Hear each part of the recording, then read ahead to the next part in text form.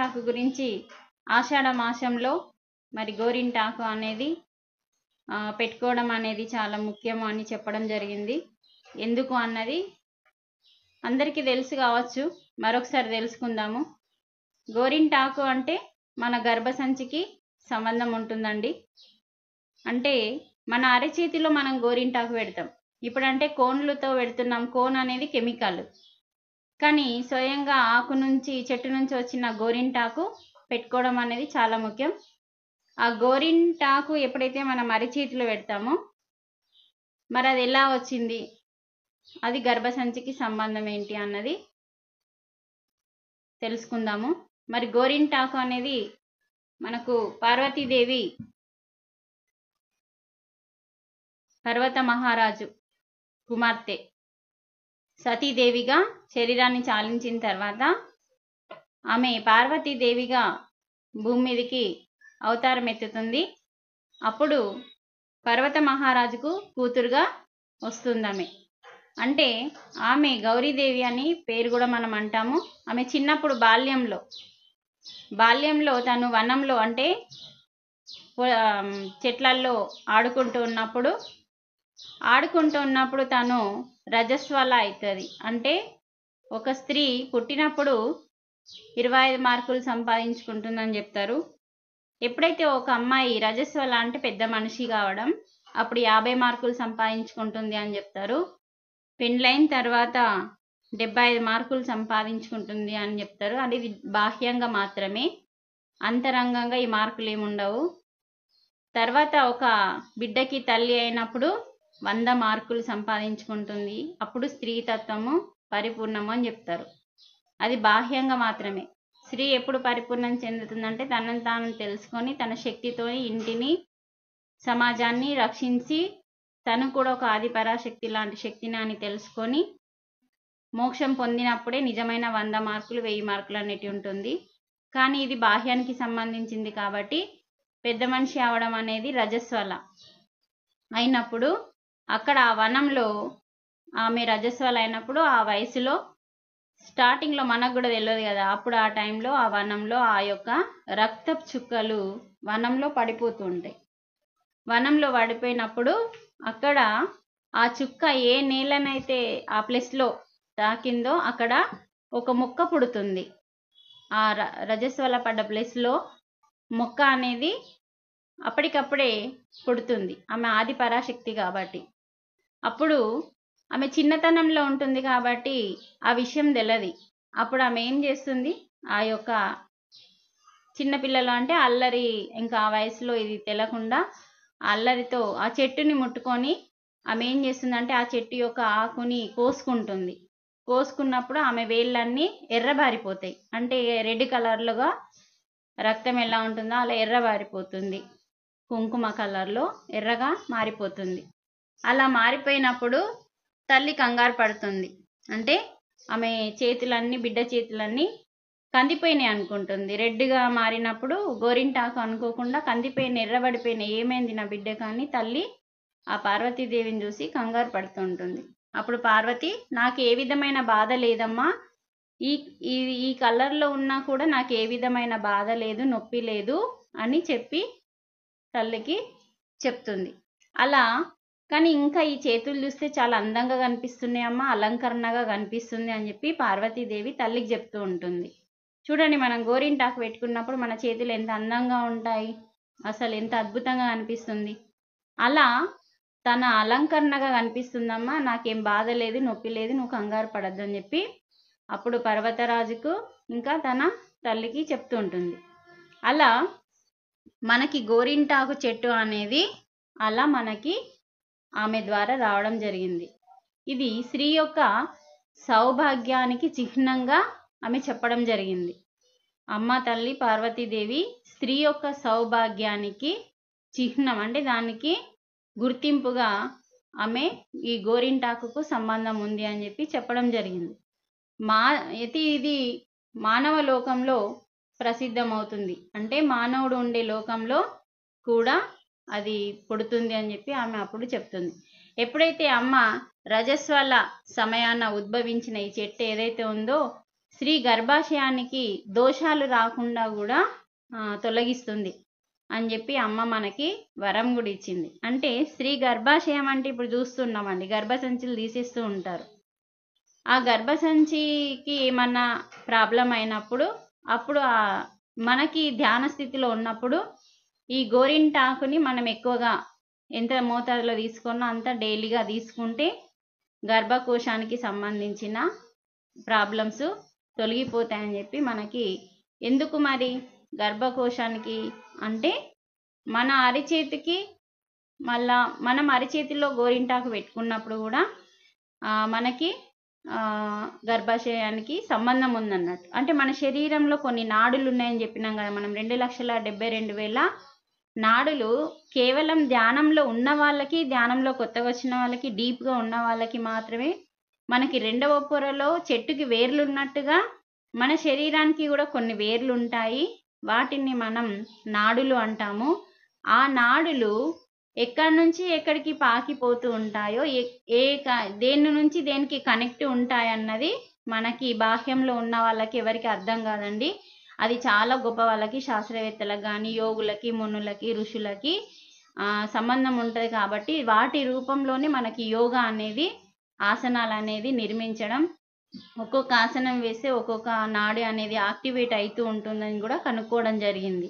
అందుకనే మన గర్భాశయానికి మన అరచేతికి సంబంధం ఉంది అని చెప్పి ఎప్పుడైతే ఒక స్త్రీ అరిచేతిలో చక్కగా గోరింటాకుని నూరుకొని పెట్టుకుంటుందో ఆ అరిచేతిలో ఉన్న నాడులు మన గర్భాశయానికి సంబంధం ఉంటుంది. కాబట్టి ఆ యొక్క వేడిని, అరిచేతిలో ఉన్న వేడిని, ఆ గర్భాశయంలో ఉన్న వేడిని ఈ గోరింటాకు ద్వారా ఉపశమనం తగ్గించి దానికి ఉన్న ప్రాబ్లమ్స్ని క్లియర్ చేస్తుంది అని చెప్పి మనకు ఇక్కడ అమ్మవారి ద్వారా తెలుసుకోవడం జరిగింది. అలాగే మనకి మనం ఎక్కడ గోరింటాకు పెట్టినా మనకి రెడ్ అవుతుంది. కానీ ఒక కుంకుమ స్థానంలో, అంటే మన నుదిటి భాగంలో గోరింటాకు పెట్టుకుంటే రెడ్గా కాదండి. ఎందుకంటే ఆ టైంలో కుంకుమ సందేహిస్తుంది అన్నట్టు, ఇది ఇంత రెడ్గా అయిపోయింది, ఇంకా నాతోనేం పని లేదు స్త్రీకి అని సందేశం పడుతున్నప్పుడు అప్పుడు అమ్మవారు ఆ యొక్క కుంకుమకి వరం ఇస్తుంది. నువ్వు ఏ స్థానంలో అయితే కుంకుమ పెట్టుకుంటారో ఆ స్థానంలో రెడ్గా కాదు అని చెప్పి ఆమెకి సందేహాన్ని తొలగిస్తుంది. ఇంకా మనం ఎక్కడ వేరే ప్లేస్లో ఎక్కడ పెట్టుకున్నా కూడా మనకి గోరింటాకు అనేది రెడ్గా మారిపోతుంది. మరి ఈ ప్రాధాన్యత మనకి తగ్గిపోతుందేమోనని కుంకుమ గౌరీమాతతో అంటుంది. అప్పుడు ఆమెకి ఈ యొక్క కుంకుమకి వరం ఇస్తుంది, నువ్వు ఏ స్థానంలో అయితే ఉంటావో ఆ స్థానంలో రెడ్గా కాదు అని. అందుకని గర్భాశయం ఏమైనా దోషాలు ఉన్నప్పుడు ఆ యొక్క గోరింటాకును తెచ్చుకొని మనం చక్కగా లోపలికి వేసుకోవడం కానీ, అరచేతిలో పెట్టుకోవడం కానీ, వారానికి ఒకసారి 15 రోజులకు ఒకసారి పెట్టుకుంటూనే ఉండాలి. మరి అలా మనకి దోషాలు తొలుగుతాయని చెప్పి మనకి ఈ గోరింటాకు ఆషాఢ మాసంలో ఎక్కువ రోగాలు వస్తూ ఉంటాయండి. ఎందుకు అంటే మనకి వర్షం స్టార్ట్ అవుతుంది, కొత్త నీరు వస్తుంది, పాత నీరు పోయి కొత్త నీరు వస్తుంది. కాబట్టి అందుకని మనకి కేవలం వర్షాకాలంలో మాత్రమే రాగి బిందెల నీళ్లు తాగమని చెప్తారు. ఎందుకంటే రాగి అంటే వర్షాకాలంలో వచ్చే బ్యాక్టీరియా బాగా డేంజర్గా ఉంటుంది. ఆ డేంజర్గా ఉన్న బ్యాక్టీరియాని ఇత్తడి కన్నా, వెండి కన్నా, అన్నింటికన్నా బాగా ఇంపార్టెంట్గా పనిచేసే పాత్రనే రాగి పాత్ర. కాబట్టి ఆ రాగి పాత్ర ఎటువంటి బ్యాక్టీరియానన్నా తొలగించగలుగుతుంది అని చెప్పి మనకి వర్షాకాలం ఖచ్చితంగా 4 months 4 నెలలు రాగి పాత్రలో నీళ్ళు తాగాలి. ఈ కొత్త నీరు వల్ల మనకి హెల్త్ ప్రాబ్లమ్స్ బాగా వస్తాయి. కాబట్టి ఈ టైంలో ఆషాఢ మాసంలో మనం గోరింటాకు పెట్టుకోవడం కానీ, గోరింటాకుని లోపలికి సేవించడం ద్వారా కానీ వేడి ఏదైనా ఉంటే తొలగిపోతుందని చెప్పి మనకు ఈ గోరింటాకు అనేది చక్కగా మనకి ఇలా. అందుకే స్త్రీ అందరు పెట్టుకుంటారు, కానీ ఇప్పుడు దానికంటే ఎక్కువ ప్రాముఖ్యత ఎవరు వెళ్ళాలి, ఎవరు దింపుకోవాలి, అన్నిటికీ కష్టమే. కోన్ పెట్టేసుకోవడం జరుగుతుంది. కానీ ఆ కోన్ పెట్టుకున్న టైంలో మీరు గమనించండి అది ఎలా రాలిపోతుందో, మరి ఇదే ఎలా ఉంటుందో, దాని అందానికి దీని అందానికి ఎంత తేడా ఉంటుందో గమనిస్తే తెలుస్తుంది. కాబట్టి గోరింటాకు అనేది ఇలా అమ్మవారి ద్వారా, ఆమె రజస్వల ద్వారా పుట్టిన చెట్టు కాబట్టి అందుకని చక్కగా ఈ ఆషాఢ మాసం నెలంతా మీరు ఎవరైనా పెట్టుకొని వాళ్ళు ఉంటే చక్కగా తెచ్చి పెట్టుకోండి. ఆషాఢ మాసంలోనే కాదండి, మనం ఎప్పుడు పెట్టుకోవచ్చు. మనకి ఎంత టైం ఉంటే అంత టైం, 15 రోజులకు ఒకసారి కూడా మనం గోరింటాకు చక్కగా తెచ్చి పెట్టుకొని లోపలికి సేవించాలి. మనం నమ్మకంతో ఈ పనిని చేసుకోవాలి. పార్వతీదేవిని హృదయపూర్వకంగా ఆది పరాశక్తిని మనం నమ్ముకొని మొక్కుకొని మనం చక్కగా దాన్ని సేవించినప్పుడు మనకి ఎటువంటి బాధలు లేకుండా ఉంటాయని చెప్పి మరి మనకి పెద్దలు తెలపడం జరిగింది. కాబట్టి మరి ఇలా సంవత్సరంకి ఒకసారి కాకుండా అన్నీ ఇలాగేనండి. వాటికి ఒక సంవత్సరానికి ఇప్పుడు మహిళా దినోత్సవం అనేది ఇట్లా సంవత్సరానికి ఒకసారి పెట్టేవి కావండి. ఇవన్నీ సంవత్సరానికి ఒకసారి, సంవత్సరం పొడుగా వాడేవి. ఆ విషయాన్ని మనం గుర్తించుకోవాలి. సంవత్సరంకి ఒకసారి ఏది మనం చేయొద్దండి. ప్రతి క్షణము అంటే ప్రతి సంవత్సరం పొడుగా మనం అన్నీ చేసుకోవాలి. ఎందుకంటే ఇది యాంటీబయాటిక్ కాబట్టి ఏది కూడా మనం అమ్మకి దినోత్సవం అని, నాన్నకి దినోత్సవం ఇలాంటి రోజులు చేసుకోకూడదండి. మనం అమ్మకు ఒక దినోత్సవం, అమ్మకు ఒకటే రోజా, నాన్నకు ఒకటే రోజా, మహిళకు ఒకటే రోజా, ఇలాంటి పుస్తకం దినోత్సవం వచ్చింది దానికి ఒకటే రోజా, జీవితాంతం వాటితో ఉండాల్సినవి. తల్లి అంటే మాతృదేవోభవ అన్నారు. సంవత్సరానికి ఒక్కసారి మాత్రమే తల్లిని మాతృదేవోభవగా గుర్తించడమా? ఇలాంటి డేలు ఇప్పుడే పుట్టినాయి, ఇంతకుముందు ఎప్పుడు పుట్టలే. ప్రతిరోజు తల్లిని దైవంగా, తండ్రిని దైవంగా, పుస్తకాన్ని తన హస్తంగా, ఇలాంటి అన్ని మనకి ఒక డే అనేది నిర్మించడం అనేది రాంగ్. అందుకని వాటిని మనం ఎప్పుడు గుర్తుంచుకోవాలి. కాబట్టి నిత్యం గుర్తుంచుకునే వాటిని మనకి డేలు పెట్టాల్సిన అవసరం లేదు. కాబట్టి గోరింటాకు అనేది కూడా సంవత్సరానికి ఒకసారి పెట్టుకునేది కాదు, వారానికి ఒకసారి, 15 రోజులకు ఒకసారి పెట్టుకుంటూ ఉంటే కూడా మనకి చల్లదనాన్ని ఇస్తుంది, ఆ యొక్క వేడిని తగ్గించి ఆరోగ్యాన్ని ఇస్తుంది. కాబట్టి మరి ఇంత చక్కటి మరి ముద్దలు వేసుకొని గోళీలు మింగినా కూడా చాలా బాగుంటుంది. ఇది మరి నాకు తెలిసిన వరకు నేను చెప్పిన మరి ఇది గోరింటాకు గురించి మనకి ఇలా రావడం జరిగింది. కాబట్టి గోరింటాకు పెట్టుకున్నప్పుడు కూడా ఎంత అద్భుతంగా అనిపిస్తుంది మనకి, ఆ చేతులకి అందం వచ్చేస్తుంది. సరే, ఇదే అండి గోరింటాకు గురించి. మరి మనకి చాలా మూఢనమ్మకాలు కూడా ఉంటాయండి. నేను మీకు ఒక మూఢనమ్మకం గురించి చెప్తా. ఆఫ్రికా దేశంలో అంటే మనకు బ్రహ్మర్షి పితామహ పత్రిజీ కానీ, న్యూటన్ సార్ కానీ, ఇలాంటి ఎన్నో వాళ్ళు కొన్ని వేల లక్షల పుస్తకాలు చదివిన మాస్టర్స్ కాబట్టి వాళ్ళు గ్రేట్ మాస్టర్స్. ఒక్క భారతదేశానికి సంబంధించిన వాళ్ళే కాకుండా వేరే దేశస్తుల యొక్క జ్ఞానాన్ని కూడా తీసుకున్న వాళ్ళు. అందులో ఆఫ్రికా దేశంలో ఉన్న ఒక గురువు ద్వారా నేర్చుకున్న ఒక అద్భుతమైన విషయం ఏంటంటే, ఒక పల్లెటూరులో ఆఫ్రికా దేశంలో ఒక విలేజ్లో మామిడి తోట ఉంటుంది. ఆ మామిడి తోటలో, ఇది మన జీవితానికి సంబంధించిన విషయం అండి. ఇప్పుడు మనం అదే స్థితిలో ఉన్నాం కాబట్టి మీకు ఈ స్టోరీ చెప్తున్నా. అయితే మనం ఆఫ్రికా దేశంలో ఒక గ్రామంలో మామిడి తోట ఉంది. ఆ మామిడి తోటలో చిన్నపిల్లలు ఏంటండి, మొత్తం మామిడి తోటలో ఉండి చక్కగా అవన్నీ తెంపుకుంటూ ఎంజాయ్ చేస్తూ ఆగమాగం చేస్తూ ఉంటారు. అలాంటి టైంలో ఇంకా ఎక్కువగా అల్లరి చేసే పిల్లడు చెట్టు పైనకి ఎక్కి ఏం చేస్తాడంటే, తను ఆ చెట్టు పైన ఉన్న మామిడి పండ్లని కోసుకోవడానికి కింద ఉన్నాయి కాకుండా నేను చెట్టు పైనది కావాలని చెప్పి చెట్టు పైకి ఎక్కుతాడు. చెట్టు పైకి ఎక్కి ఆ చెట్టు పైన ఉన్న పండుని కోసుకునే దగ్గర నాగుంబాము ఉంటుంది. అప్పుడు ఆ పాము ఆ బాబుని కాటేస్తుంది. అప్పుడు కాటేయగానే ఆ బాబు ఏమవుతుంది, పైనుంచి కింద పడిపోతాడు.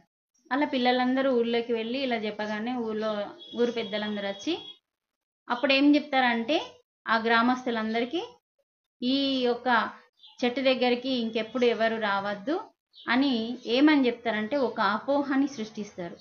ఇక్కడ ఈ చెట్టు దగ్గరికి వచ్చిన వాళ్ళు ఖచ్చితంగా చనిపోతారు, ఈ చెట్టు దగ్గరికి ఎవరు రావద్దు, ఎవ్వరు ఈ వైపు చూడద్దు అని చెప్పి అంటే భయపెడతారు అన్నట్టు. వస్తే మళ్ళీ ఇలాగే ఎవరికన్నా జరగదు అని చెప్పి వాళ్ళు ఏం చేస్తారంటే పిల్లలకి పెద్దలకి అందరికీ ఒక భయాన్ని చెప్తారన్నట్టు. ఇక్కడికి వస్తే చనిపోతారు, రావద్దు, ఇంకెప్పుడు ఈ చెట్టు దగ్గరికి రావద్దు, ఈ పండ్లు తినద్దు, ఈ పండ్లు కోసుకోవద్దు అని చెప్పి అది అప్పటి మందుకు ఆ పిల్లడు చనిపోయిన టైంలో చెప్పిన వార్త ఇది. అది ఏమైపోయిందంటే కొన్ని సంవత్సరాలుగా అలాగే మారిపోయింది. ఆ చెట్టు దగ్గరికి వెళ్ళకుండా, ఆ పండు కోసుకోకుండా అసలు ఎన్నో వందల సంవత్సరాలు అంటే 10, 20, 30, 40, 50 ఇలా వందల సంవత్సరాలు గడిచిపోతుంది. పుట్టినోళ్ళు చచ్చిపోతున్నారు, చచ్చినోళ్ళు పుడుతున్నారు. కానీ ఆ మూఢనమ్మకం అనేది మాత్రం ఆ ఊరి నుంచి వెళ్ళలేదు. చూడండి, ఒక మామిడి చెట్టు దగ్గర ఆ పిల్లాడు అలా మరణించడం అనేది రాసుకొని వస్తాడు ఆయన. అంటే ఇక్కడ ఏం జరుగుతుంది? చెట్టు అన్న దగ్గర పాము ఉంటుంది, పాము కాటేసి మరణిస్తాడు. అలా ఒక్క బాబు మరణిస్తాడని చెప్పి అందరూ మరణించరు కదా. ఒక తోవ నుండి వెళ్తే యాక్సిడెంట్ అవుతుందని ఆ తోవని మూసేయం కదా మనం, దాన్ని మూఢనమ్మకం అంటాం మనం. అప్పుడు ఆ చెట్టుకు ఎంతో తీయని పండ్లుంటాయి. ఒక 100 సంవత్సరాలు అవుతుంది ఆ చెట్టు దగ్గరికి వెళ్ళడం మానేసి. అంటే ఆ చనిపోయిన పిల్లలు ఎప్పుడో చనిపోతే తర్వాత తరాల నుంచి వచ్చిన పిల్లలందరికీ ఆ భయాందోళనని సృష్టించి ఆ మూఢనమ్మకాన్ని పెంపు చేసింది. అలాంటి మూఢనమ్మకాలతోనే మనం ఇప్పుడు జీవిస్తున్నాం. కాబట్టి మనం ఫస్ట్ పుట్టినామండి. మూఢనమ్మకాలు మనం పుట్టిన తర్వాతనే కదా పుట్టినాయి. అందుకనే మూఢనమ్మకాలని మనం పాటించేటప్పుడు రైటా రాంగా అది ఆలోచించండి. అంతెందుకండి, ఎవరన్నా చనిపోతే గమనించండి, ముట్టు లేదు అంటాం. ఏముంది అందరు చచ్చిపోతాం అంటాం. అనేవాళ్ళు ఏం చెప్తారు అంటారు, మళ్ళీ మూఢనమ్మకాలు పట్టుకుంటారు. అందరమో ఆడికే పోతాం అంటాం, చావుకు ముట్టు లేదు అంటాం, మళ్ళీ ముట్టకు అంటాం, పట్టకు అంటాం, ముడితే నీళ్ళు చల్లుతాం. అంటే ఇక్కడ మనం గమనించాలి, మరణించినప్పుడు ఎందుకు ముట్టకంటారో తెలుసుకోవాలి. కారణం ఏంటిది? ఇది మూఢనమ్మకం. ముట్టకపోవడానికి కారణం ఏంటి? మరి ఎందుకు మొక్కుతున్నాం? ముట్టని వస్తువుని, ఒక మనిషి చనిపోతే ముట్టద్దని బయట ఉంటున్నాం. మరి ఎందుకు మొక్కుతున్నాం? ఒక శవం వచ్చినప్పుడు ఒక దేవుళ్ళ భావించి కాళ్ళు మొక్కి చుట్టూ ఒక ప్రదక్షిణ చేస్తాం. ఒక చుట్టూ అతని చుట్టూ పాడి చుట్టూ ఒక ప్రదక్షిణ చేసి డబ్బులు వేసి, డబ్బులు ఎందుకు వేస్తున్నాం? ప్రదక్షిణ ఎందుకు చేస్తున్నాం? మరి ఎందుకు కాళ్ళు మోపుతున్నాం? వీటి యొక్క అంతరార్థం తెలుసుకోవాలి. ఇవన్నీ చేస్తున్నాం, కానీ అందరు చేస్తున్నారని నేను చేస్తున్నా. కానీ ఇప్పటి వరకు ఎందుకు డబ్బులు వేస్తున్నాం? ఎందుకు పాడి చుట్టూ తిరుగుతున్నాం? అందరు తిరుగుతున్నారు, తిరగాలి. తిరగకపోతే మళ్ళీ నీకు పాపం అంటుతుంది, మళ్ళీ నీకేమన్నా కాదు, ఇలా మాట్లాడతాం. కానీ ఎందుకు తిరగాలి ఎప్పుడు ఎవరు ప్రశ్న అయ్యారు, సమాధానం తెలుసుకోరు. కానీ ఎందుకు ముట్టద్దు అన్నదాన్ని ఎట్లా మొక్కుతున్నాం? ఇటువంటి విషయాలు తెలుసుకోవాలి. ఈ మూఢనమ్మకం నుంచి మనం బయటపడాలి. మూఢనమ్మకాలు ఆత్మకి దగ్గర కానియ్యాయి, భగవంతునికి దూరం చేస్తాయి. ఎప్పుడైతే నీ దిమాక్లో మొత్తం చెత్తనే ఉంది, మూఢనమ్మకాలు అనే చెత్తనే ఉంది, అప్పుడు ఎక్కడ దగ్గర అవుతాం? నుదిటి పైన రూపాయి పెడతారు, ప్రతి రూపాయి మనం విసిరి వేస్తున్నాం చుట్టూరుగా తిరిగి. ఇన్ని రోజులు బతికున్నన్ని రోజులు సంపాదించిన ప్రతి రూపాయి నీ వెంబడ రాదు అని చెప్పడానికే నుదిటి పైన రూపాయి పెట్టి ఆ రూపాయి తన చుట్టూ తిరిగి మనం అక్కడ వేస్తున్నాం. ఇది చూడు, ఈ రూపాయి నీతోని రావట్లేదు అని చెప్పడానికి. ఎందుకు మనం మొక్కుతున్నాం? అక్కడ ఆత్మ ఉంటుంది, ఆత్మ తన శరీరం నుంచి విడిపడింది, అందుకే మనము ఆయనని దైవంగా భావిస్తున్నాం. ఆ యొక్క పాడి చుట్టూ తిరుగుతున్నాం. పాడి అనగానే భయపడతాం, పాడిని దాటద్దు అంటాం. పాడిని అక్కడ పెట్టినామంటే మనం దాని దగ్గరికి వెళ్ళాం. మరి పాడి మీద పడుకోబెట్టిన తర్వాత ఒక ప్రదక్షిణ చేస్తాం. అంటే ఆ బాడీ దగ్గర ఆత్మ అంటే పరమాత్మ అక్కడ ఉన్నాడు. కాబట్టి మనం దాని చుట్టూ ఒక ప్రదక్షిణ చేస్తున్నాం, మొక్కుతున్నాం, తన కాళ్ళని మొక్కుతున్నాం. అంటే అది ఆ ఆత్మ, ఆ జీవుడు ఆ పుర్రె పగిలేంత వరకు ఆత్మ అక్కడే ఉంటుంది. కాబట్టి మనం పాదాలకి నమస్కారం చేసుకుంటున్నాం. అక్కడ ఆ ఆత్మ పూర్ణాత్మతో కనెక్ట్ అయి ఉంటుంది. కాబట్టి మరి ఎందుకు ముట్టకు అంటున్నాం? అంటే బ్యాక్టీరియా ఉంటుంది. మీరు గమనించండి, మీ ఇంట్లో ఎల్లకాయ చచ్చిపోయినా, బొద్దింకాయ చచ్చిపోయినా, ఇంకేదన్నా చచ్చిపోయినా వారం రోజులు మీ ఇంట్లో ఉంచండి, స్మెల్ వస్తుందా రాదా? ఇలా కనబడగానే అలా తీసి పాడేస్తాం. ఎట్లా తెలుస్తుంది? ఉంచుకొని చూడండి, తెలుస్తుంది. ఎలా? అది వాసన పడుతుంది, ఎందుకంటే దాంట్లో జీవం లేదు. జీవం ఉంటే అది వాసన రాదు. జీవము లేదు కాబట్టి అది కుళ్ళిపోతుంది. ఏ జీవైనా కుళ్ళిపోతుంది. ప్రాణం లేదు. ప్రాణం లేని చెట్టు ఎట్లా వాడిపోతుందో అలాగే మన లోపల ప్రాణం లేనప్పుడు కుళ్ళిపోతుంది. కాబట్టి దానికి బ్యాక్టీరియా, ఆ బ్యాక్టీరియా వల్ల ఏమవుతుంది? కరోనా కనిపించిందా బ్యాక్టీరియా? కానీ ఎంతమందిని చంపింది? అలాంటి సూక్ష్మమైన బ్యాక్టీరియా చనిపోయిన శరీరానికి ఉంటుంది. కాబట్టి అది అంత గాలిలో వ్యాపిస్తుంది. కాబట్టి అందుకే అగరబత్తులు ముట్టించి ఆ బ్యాక్టీరియా మనందరికీ అంటి ఉంటుంది. కాబట్టి మనం లోపలికి రాకుండా ఇతర వస్తువులని ముట్టుకోకుండా ఇతరులని ముట్టుకోకుండా ఉన్నప్పుడు ఆ బ్యాక్టీరియా అనేది వ్యాపించకుండా ఉండడం కోసమని మనల్ని ముట్టుకోవద్దు అని చెప్పిండ్రు. మనం అందరినీ ముట్టుకున్నాం, అన్ని వస్తువులను ముట్టుకున్నాం అనుకోండి, ఏమవుతుంది, బ్యాక్టీరియా తొందరగా వ్యాపిస్తుంది. కాబట్టి అందుకనే దూరం దూరం అని చెప్పి చెప్పడం జరిగింది. ఎప్పుడైతే మనం బయటకు వెళ్ళి శవాన్ని దగ్ధం చేసి వచ్చిన తర్వాత మనం పూర్వము గమనించండి, మనం వచ్చేసరికి వేడి వేడి నీళ్ళని కాగబెట్టి ఉంచేవాళ్ళు. అలా వేడి నీళ్ళ స్నానం మనం ఎప్పుడైతే చేస్తామో ఆ సూక్ష్మ బ్యాక్టీరియా అనేది మరణిస్తుంది. కాబట్టి అప్పుడు ఇతరులకు అంటే అవకాశం ఉండదు, మన ఇల్లుని శుద్ధి చేసుకుంటాం. అప్పుడు అంటు ముట్టు ఉందని ఇల్లు శుద్ధి చేయట్లేదు, అసలు అంటు ముట్టు లేదు సృష్టిలో. మురికి ఉంది, నీళ్లు ఉన్నాయనుకోండి, ఒక శవం ఉందనుకోండి, అది మురికిగా మారిపోతుంది. అంటు ముట్టు అనేది లేదు కాబట్టి దానికి బ్యాక్టీరియా ఉంటుందని చెప్పి మనం ఇల్లును శుద్ధి చేయడం, బట్టలు శుద్ధి చేసుకోవడం, బ్యాక్టీరియా వల్ల ప్రమాదం, ఉన్నవాళ్ళు ప్రమాదం అని చెప్పి ఇలా చేయడం జరిగింది తప్ప ఈ మూఢనమ్మకాలను దిమాకులోకి వెళ్ళి తీసేస్తేనే ఆత్మకి దగ్గర అవుతాం మనం. ఇప్పుడు ఎవరైనా చనిపోయిందంటే మనం దగ్గరికి వెళ్ళాలి, వాళ్ళని పరామర్శించాలి, వారికి ఏదైనా అవసరం ఉంటే చక్కగా అందించాలి. చనిపోకన ముందు వెళ్ళాలి, చనిపోయిన తర్వాత చేసిన దానికంటే ముందు, చనిపోకన్నా ముందు వాళ్ళు ప్రాణంతో విలవిల కొట్టుకునే టైంలో మనం వెళ్ళాలి. మీకు ఇంకొక స్టోరీ చెప్తా వినండి. ఎప్పుడైతే వాళ్ళ ప్రాణం ఆఖరి స్టేజ్లో ఉందో మనం వెళ్ళాలండి, వాళ్ళకి అప్పుడు హితబోధ చేయాలి. ఒక పెద్దాయన కొన్ని కోట్ల ఆస్తిని సంపాదిస్తాడు, సంపాదించినా కూడా కుతారకుండా అన్యాయంగా అక్రమంగా ఇంకా డబ్బులు సంపాదిస్తూ ఉంటాడు. ప్రతి క్షణం ఆయన డబ్బులు సంపాదించే లోకంలోనే ఉంటాడు. అలా కొన్ని రోజుల తర్వాత పిల్లలు పెద్దలు అందరూ హాయిగా అద్భుతంగా మంచి స్థితిలో ఉన్నారు, డబ్బు ఉంది కాబట్టి. వాళ్ళకేం కాదు, సంపాదించిందని పట్టుకుంటుంది ప్రకృతి. అప్పుడు ఇతనికి మెల్లిగా హెల్త్ ప్రాబ్లమ్స్ స్టార్ట్ అయినాయి. హెల్త్ ప్రాబ్లమ్స్ స్టార్ట్ అయిన తర్వాత ఏమైపోయింది, కాళ్ళు ఇవన్నీ పనిచేయడం మానేసినాయి. అప్పుడు మంచాల పడ్డాడు.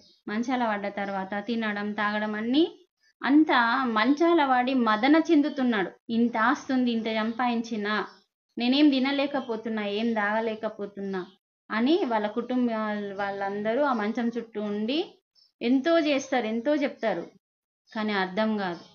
అయినా వాళ్ళ స్నేహితుడు హితబోధ చేస్తాడు, నువ్వు డబ్బుని సంపాదించడం, అక్రమంగా సంపాదించడం ఆపేయు, భగవంతుని నామస్మరణ చెయ్యు అని చెప్పినా కూడా అతన్ని లెక్క చేయడు.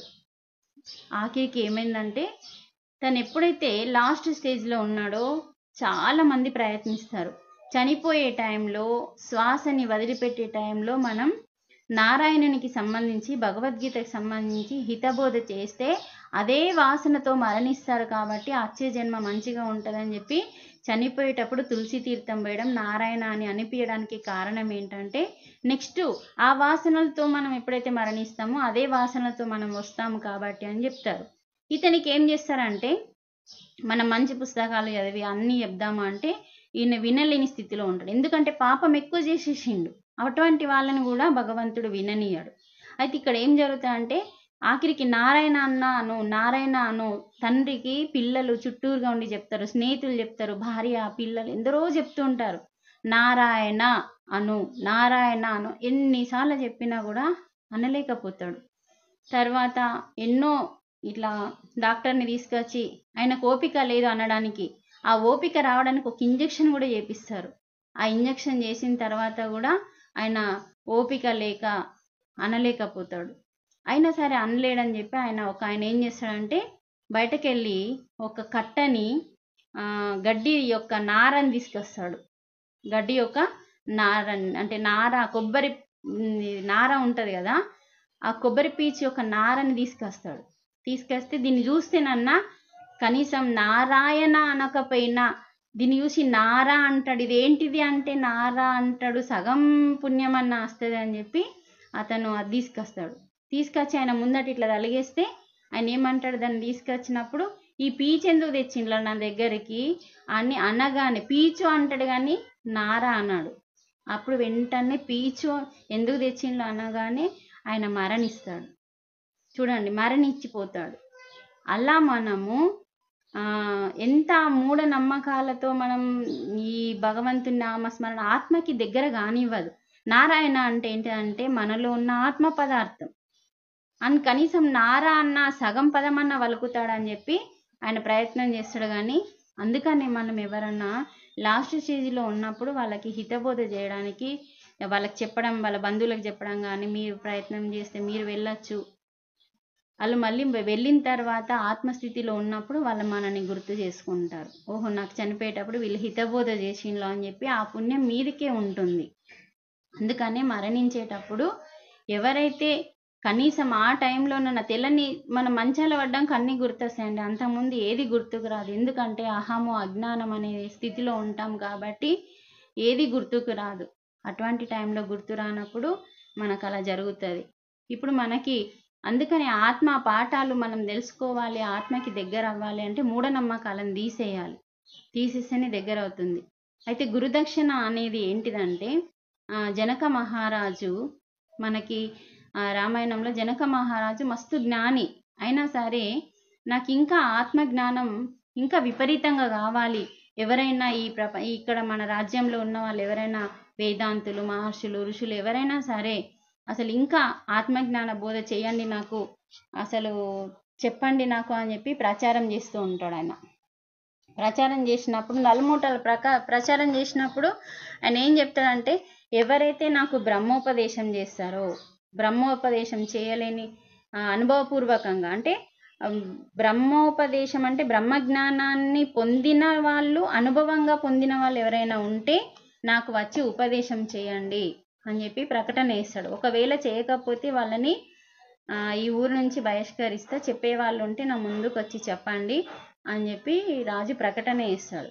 ఈ యొక్క జనక మహారాజు చెప్పినప్పుడు అందరు భయపడుతూ ఉంటారు. చెప్పలేకపోతే ఊరు బహిష్కరణ. అప్పుడు మనకి ఇలా ఒక టైంలో అష్టవక్రుడు అనే ఒక మహర్షి, అష్టవక్ర గీత కూడా ఉంది, అష్టవక్రుడు అనే మహర్షి అలా వెళ్తూ ఉండగా ప్రజలందరూ విచారంతో ఎందుకు ఉన్నారని చెప్పి గమనిస్తున్నప్పుడు ఇలా జరిగింది అని చెప్పి అయినప్పుడు అప్పుడు చెప్తాడు, మీరు విచారించకండి, అతనికి నేను ఉపదేశం చేస్తాను, బ్రహ్మోపదేశం చేస్తానని చెప్పి. అష్టావక్రుడు అంటే తల్లి కడుపులో ఉన్నప్పుడు తండ్రి హితబోధ ఎవరికో శిష్యులకి చేస్తున్నప్పుడు తప్పు చెప్తాడు.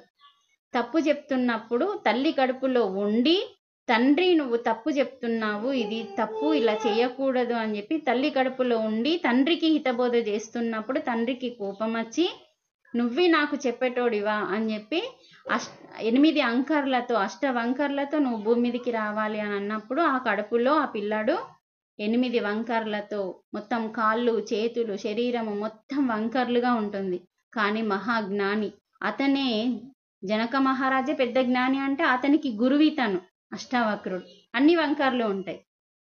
అలాంటి గురువు ఇతనికి ఉపదేశం చేయడానికి వచ్చినప్పుడు నేను ఉపదేశం చేయాలంటే నీ దగ్గర ఎవరు ఉండకూడదు అని చెప్పి, మరి ఎలా ఉపదేశం చేయాలంటే క్షణం పాటలో ఇలా గుర్రము ఒక కాలు పల్లెంలో పెట్టి ఇంకో కాలు ఇంకో పల్లెంలో పెట్టే లోపల నాకు ఉపదేశం కావాలి, లేకపోతే నీకు మరణదండన ఉంటుంది అని చెప్తాడు. సరే అని చెప్పి ఆ యొక్క అష్టావక్రుడు ఈ శిష్యుని తోలుకొని ఎవరు లేని ప్రదేశానికి వెళ్తాడు. వెళ్ళిన తర్వాత గుర్రము ముందుకు అడుగు వేసి ఒక పల్లెంలో కాలు పెట్టగానే ఇంకో పల్లెంలో కాలు పెట్టే లోపల నీకు ఉపదేశం చేయాలి కదా, మరి నీ గురు ఉపదేశం చేయాలంటే నువ్వు గురు దక్షిణ ఇవ్వాలి కదా, ఫస్ట్ నువ్వు నాకు గురుదక్షిణ ఇయ్యు అంటాడు. గురుదక్షిణ ఇయ్యు అంటే ఏం గురుదక్షిణ కావాలి అడుగు అంటాడు జనక మహారాజు. ఏం గురుదక్షిణ కావాలి అంటే నీ యొక్క ఏమని చెప్తాడు. అప్పుడు మరి గురుదక్షిణ అసలు గురువు అప్పటికి ఇంకేం ఉపదేశం చేయలేడు ఆయనకి. కానీ ముందు ముందు ఆయన ఏం అడుగుతున్నాడంటే గురుదక్షిణ అడుగుతున్నాడు. ఏం గురుదక్షిణ కావాలి, అక్కడ ఎవ్వరు లేరు, వీళ్ళిద్దరే ఉన్నారు. అప్పుడు చెప్తాడు నీ యొక్క మనస్సు అంటే నీ యొక్క పూర్తిగా నీ మనస్సుని నాకు అంకితం చేయాలి. నువ్వు అసలు నీ మనసుని నువ్వు ఉపయోగించకూడదు, పూర్తిగా నీ మనసుని నాకు అంకితం చేయాలి అనగానే ఆ యొక్క జనక మహారాజు తన యొక్క మనసుని పూర్తిగా గురుకి ఆ మునీంద్రకి అప్పగించేస్తాడు. అప్పుడు అప్పటి నుంచి శరీరానికి కదలిక కానీ ఆలోచించడం కానీ ఇటువంటి ఏమీ చేయకుండా అలా ఉండిపోతాడు. దీని గురించి మనం ఇంకా రేపు కొంచెం వివరంగా తెలుసుకుందాము. ఇది పూర్తి కాలేదు. గురుపదేశము అంటే మనమే ఇంకా క్లారిటీగా, అది టైం అయిపోయింది, మధ్యలో ఆగిపోతుంది కాబట్టి ఇంకా కొంచెం క్లారిటీగా మనం వివరంగా రేపు తెలుసుకుందాము. అయితే ఇప్పుడు ఇక్కడ మనము మూఢనమ్మకాల గురించి ముఖ్యంగా తెలుసుకున్నాం కాబట్టి ఇక్కడ మనకి మునీంద్రుడు ఏమని చెప్తాడంటే, అష్టావక్ర మునీంద్రుడు గురుదక్షిణ నివ్వవలసిందిగా రాజుని కోరగానే ఏం కావాలి అన్నప్పుడు ఏమని చెప్తాడంటే, నీ మనసుని నాకు సమర్పించు అంటాడు. చెప్తూ ఉంటే అయిపోయిన తర్వాత రేపు కంటిన్యూ చేసుకుందాం. నీ మనసుని పూర్తిగా నువ్వు ఉపయోగించద్దు, నీ మనసుని పూర్తిగా నాకు దారదత్తం అంటే గురు దక్షిణగా, మనం ఏదన్నా గురుదక్షిణగా ఇచ్చామనుకోండి, మనం దాన్ని అప్పుడు ఉపయోగించద్దు. ఉపయోగిస్తే గురుదక్షిణ ఇవ్వనట్టు అవుతుంది. అందుకనే అక్కడ మనం గురుదక్షిణ ఆ మనసుని అడిగిండు, తన మనసుని పూర్తిగా సమర్పించు, నీ మనసుని నువ్వు ఉపయోగించుకోవద్దు అంటాడు. అలా ఉపయోగించద్దు అన్నప్పుడు అతను ఏం చేస్తాడు, మొత్తం ఆ జనక మహారాజు ఏం చేస్తాడంటే సరే అని చెప్పి ఆ యొక్క మనసు యొక్క పూర్తి ఆలోచనలు ఏమీ లేకుండా అన్న శరీరాన్ని కదలకుండా స్టన్గా ఆగిపోతాడు. ఆగిపోయి తన యొక్క మనస్సుని గురువుకి గురుదక్షిణగా సమర్పించుకుంటాడు. సమర్పించుకున్న తర్వాత ఏమైపోతుంది, ఈయన వెళ్ళిపోతాడు. ఇక అష్టావక్రుడు వెళ్ళిపోతాడు. వెళ్ళిపోయిన తర్వాత ఆయన కదలనప్పుడు ఈయనకి ఏం ఉపదేశం చేస్తాడు, జనక మహారాజు కదలట్లేదు, గుర్రం పైన అలాగే ఉండిపోయింది, కదలట్లేదు. అక్కడ మనసు అనేది లేదు, ఇంకా పూర్తిగా గాఢ స్థితిలోకి వెళ్ళిపోయింది. అప్పుడు వీళ్ళందరూ కంగారు పడుతుంటారు, గురువు మాత్రమే వస్తున్నాడు, రాజు రావట్లేదు అని చెప్పి వీళ్ళందరూ సైనికులందరూ కూడా ఆ యొక్క జనక మహారాజు ఎక్కడున్నాడు, అసలు ఏ ప్రాంతానికి వెళ్ళిండ్లు అని చెప్పి వెతుకుతూ ఉంటారు. జనక మహారాజు దొరికిన తర్వాత ఆయన శరీరము ఆ గుర్రంపై ఇట్లా కదలని స్థితిలో అంటే నిశ్చలమైపోయింది. నిశ్చలం అంటే ఇలా కదలకుండా ఒకే జాగలో ఉండిపోయింది. ఉండిపోగానే వీళ్ళందరూ ఆశ్చర్యపోతారు. అలా ఉండిపోగానే అలాంటి స్థితిలో ఉన్న రాజును చూసి వీళ్ళందరూ నువ్వెరపోతారు, అంటే భయపడిపోతారు. ఏమైపోయింది మా రాజుకు, మా రాజు మరణించిందా, ఏం జరిగింది అని చెప్పి అప్పుడు దూరంగా ఉన్న సైనికులందరూ రాజుకై నిరీక్షించి అప్పుడు రాజు దగ్గరికి వెళ్తారు. ఆ రాజు దగ్గరికి వెళ్ళినప్పుడు అక్కడ తను తెలుసుకుంటాడు, నేను ఇప్పుడు ఆత్మస్థితికి గాఢ స్థితిలోకి వెళ్ళిపోయినా. గాఢ స్థితి అంటే మీరు గమనించండి, మీకు అర్థం కావాలంటే ఇక్కడ ఏం జరుగుతుందంటే మన నిద్ర 3 స్థితులు ఉంటుందండి. మీరు ఇప్పుడు పడుకోవడానికి 10 అవుతుందండి. 10 అయినప్పుడు మీరు మంచం మీద జాగృత అవస్థలో ఉంటారు, మెలకువతో ఉంటారు. అంటే అక్కడ ఇంకా మీరు నిద్రలోకి వెళ్ళలేదు, అది ఒక స్థితి. బెడ్ పైన పడుకున్నారు కానీ మెలకువతో ఉన్నారు, దాన్ని జాగృత అవస్థ అంటారు. తర్వాత మెల్లిగా నిద్రలోకి జారుకున్నారు కానీ కలలు పడుతున్నాయి, దాన్ని స్వప్నావస్థ అంటాం. అంటే అక్కడ మనసు పనిచేస్తుంది, సగం పనిచేస్తుంది. జాగృత అవస్థలో మనసు మొత్తం పనిచేస్తుంది, ఇక్కడనేమో స్వప్నావస్థలో మనసు సగం పనిచేస్తుంది. కానీ ఇంకొక స్థితి ఉంది, దాన్నే గాఢ నిద్ర అంటాం. అంటే స్వప్నావస్థ, జాగృతావస్థ, సుషుప్తావస్థ. సుషుప్తావస్థలో మీరు నిద్రలో ఉన్నారనుకోండి, ఎవరన్నా మీ దగ్గరికి వచ్చి మిమ్మల్ని లేపారనుకోండి, మీకు వినిపించదు, మీరు గాఢ నిద్రలో ఎక్కడికో వెళ్ళిపోతారు, అసలు ఇక్కడ ఉండరు. లేపినని